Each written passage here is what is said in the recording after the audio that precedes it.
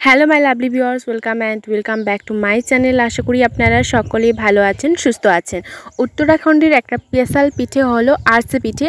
আর গ্রাম বাংলার প্রচলিত এই আরসে বা গুড় পিঠে কিন্তু আমরা সবাই পরিচিত, সবাই জানি এই গুড় পিঠে কতটা খেতে সুন্দর হয়। আর হাতে গোনা আর কয়েকটা দিন তারপরেই আসছে মায়ের আগমন। আর মায়ের আগমন কিন্তু মায়ের ডালা শীতলে এই পিঠেটা কিন্তু রোজই দেখা যায়। তার জন্য চলুন চটজলদি খুব সুন্দরভাবে এই পিঠেটা বানিয়ে নেওয়া যাক। সবার প্রথমে আখের গুড় দিয়ে ভালো করে আখের গুড়টাকে গুলে নেওয়া যাক ভালো করে। এই সময় কিন্তু গ্যাসের ফ্লেমটা মিডিয়াম থাকবে। আর এই যে 400 গ্রাম দিয়েছি গুড়, তার সাথে দিয়েছি 100 গ্রাম দিয়েছি চিনি। গুড় আর চিনি ভালো করে মিক্সড করে নিতে হবে নেড়ে চেড়ে। গুড়টা ততক্ষণ পর্যন্ত নাড়তে হবে যতক্ষণ না পর্যন্ত গুড়ের ভিতর থেকে একটা ব্রাউন গন্ধ বেরিয়ে আসছে, ততক্ষণ পর্যন্ত ভালো করে গুড়টাকে নেড়ে নেড়ে ফুটিয়ে নিতে হবে। আর খুব ভালো দেখবেন একটা খুব সুন্দর ব্রাউন গন্ধ আসছে, সে সময় বুঝতে পারবেন যে হ্যাঁ, গুড়ের পাকটা কিন্তু আমার রেডি হয়ে গেছে বা গুড়ের শিরাটা কিন্তু আমার রেডি হয়ে গেছে। গুড়ের শিরে যখন রেডি হয়ে যাবে তখনই কিন্তু এর মধ্যে দিতে হবে চালের গুঁড়ো। চালের গুঁড়ো বলতে আপনারা খুব বেশি দেবেন না, 1 চিমটি বা 1 চামচ দিতে হবে, মানে খুব অল্প পরিমাণ, যাতে পিঠেটা পরে যখন বানানো হবে ভিতরে যেমন কোনো দোলা ভাব বা শক্ত অংশ বা শক্ত কিছু না হয়ে থাকে, সেই জন্যই কিন্তু দেওয়া হচ্ছে। এখনই কিন্তু এর মধ্যে চালের গুঁড়োটা আমরা অ্যাড করছি না। চালের গুঁড়ো কিন্তু আমি বাড়িতে বানিয়েছি। চালের গুঁড়োটা কিন্তু রাতের বেলায় আতপ চালটা ভিজিয়ে রেখেছিলাম, সকালে উঠে সেটা ছেঁকে মিক্সিতে পেস্ট করে নিয়েছিলাম, ব্যাস এইটুকুই গুঁড়ো করে নেওয়া হয়েছিল।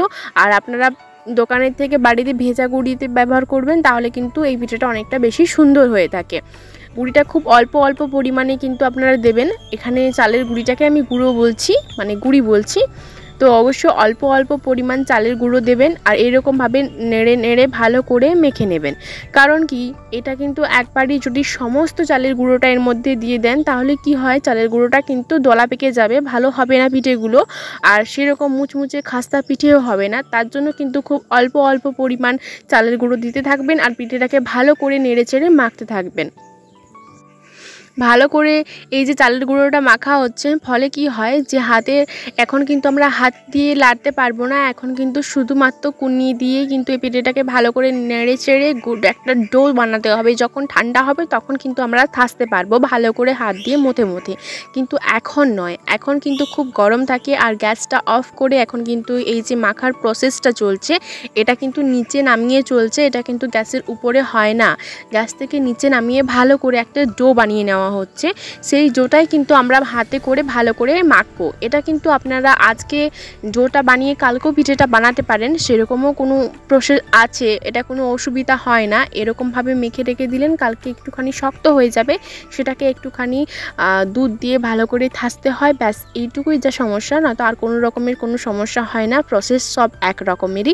এই যে আমার একটা ডো বানানো হয়ে গেছে, সামনেই তো দুর্গাপূজা, বেশ একটা দিন বাকি নেই, তার জন্য কিন্তু বাড়িতে খুব তরজোর পড়েছে পিঠে বানানোর।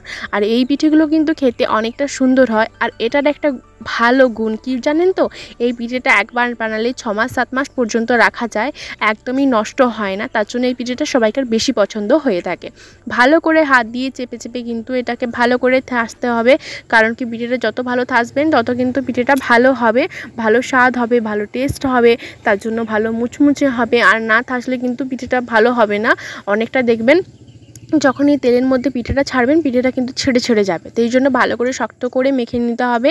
আর যতই শক্ত বানান, এটা কিন্তু একটু নরম করেই পিঠেটা বানাতে হবে। যে ডোটা শক্ত হয়ে গেছে তখন আপনারা কি করবেন, একটুখানি হালকা দুধ দিয়ে এটাকে ভালো করে থেসে কিন্তু নরম করে নিতে হবে, ব্যাস। তাতে কিন্তু চিন্তার কোনো কারণ নেই। যেমনভাবে আমরা লেচি কাটি, ঠিক সেরকমভাবেই কিন্তু লেচি কাটার মতনই ছোট করে কেটে, আর এই যে হাত দিয়ে চেপে একটা পাতা নিয়েছি, এটা হচ্ছে শাল পাতার উপর একটুখানি দিয়েছিলাম তেল দিয়ে, তেলের উপরেই কিন্তু ছোট এটা লুচির মতন করে একটু বানিয়ে নিতে হবে। খুব একটা শক্ত হয় না, হার্ড হয় না, ফলে কি হয়, হাত দিয়ে একটু হালকা করে চাপলেই কিন্তু এটা কিন্তু মেলা হয়ে যায়। এই জন্য চাকনি মেলনা কিছুই লাগে না, বা অন্য কিছু মেলার জন্য হাত দিয়েই কিন্তু চেপে সমস্ত পিঠেগুলোকে বানানো হয়। আর একবারেই কিন্তু সমস্ত পিঠেগুলো আপনারা যে হাত দিয়ে চেপে চেপে যদি বানিয়ে রেখে দেন, পরে যদি ভাবেন সেরকম কিন্তু হয় না। 2-3টা করে চেপে চেপে লুই বানাবেন, তারপরে কিন্তু তেল দিয়ে ভেজে দিতে হয়। এই যে তেল দিয়েছি, গুড় পিঠাতে কিন্তু স্বচ্ছ পরিমাণে তেল লাগে, এখানে অল্প একটু তেল দিলে কিন্তু হয় না। স্বচ্ছ পরিমাণে দিলে কি হয়, যে পিঠেটা হচ্ছে সেটা কিন্তু খুব ভালোভাবে ঢাক হয়ে ফুলে ওঠে দুপাশ থেকে।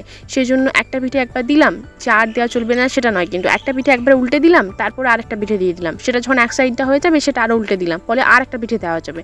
এরকমভাবে কিন্তু আপনার যতটা তেল থাকবে বা যতটা কড়াই ধরাবে সেরকমভাবে কিন্তু আপনার 3-4টা পিঠে কিন্তু একবার এটার মধ্যে দিয়ে ভালো করে ভাজতে পারেন। তো চলুন ভালো করে পিঠেটাকে আগে ভেজে নেওয়া যাক।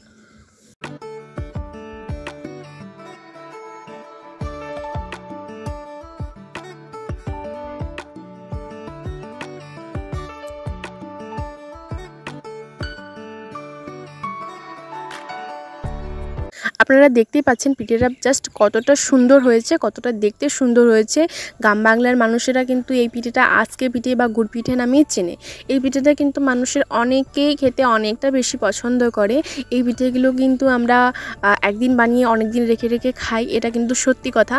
আর এই যে পিঠেটা এতটা টেস্টি আর এতটা লোভনীয় হয়েছিল যে কি আর বলবো, বলার মতন কোনো ভাষাই নেই। খুব সুন্দর একটা পিঠে আজকে পিঠে। এটা কিন্তু অনেকেই কিন্তু শুধু চিনি দিয়েও বানায়, আর অনেকে আছে গুড় চিনি দিয়েও বানাই, কিন্তু আপনারা চাইলে এটা শুধু গুড় দিয়েও বানাতে পারবেন, অথচ গুড় চিনি মিক্সড করেও বানাতে পারবেন, অথচ শুধু চিনি দিয়েও কিন্তু এটা আপনি বানাতে পারেন। এটা কিন্তু খুব টেস্টি পিঠে হয় আর খুব অসাধারণ সুন্দর।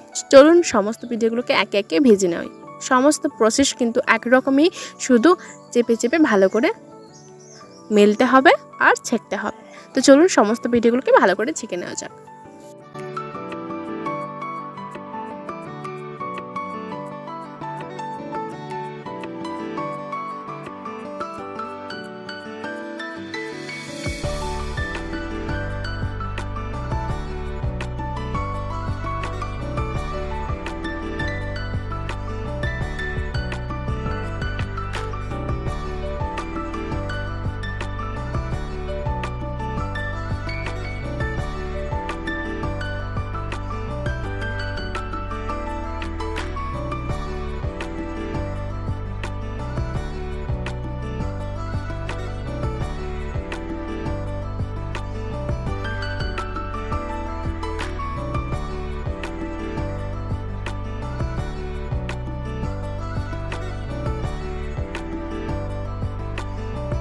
রেডি হয়ে গেছে আমার এক তালি গুড় পিঠা। গুড় পিঠা কিন্তু খেতে সবাই বেশি পছন্দ করে, আর কি সুন্দর টেস্ট হয়েছিল, আর তেমনি সুন্দর মুচমুচে হয়েছিল একটা পিঠে।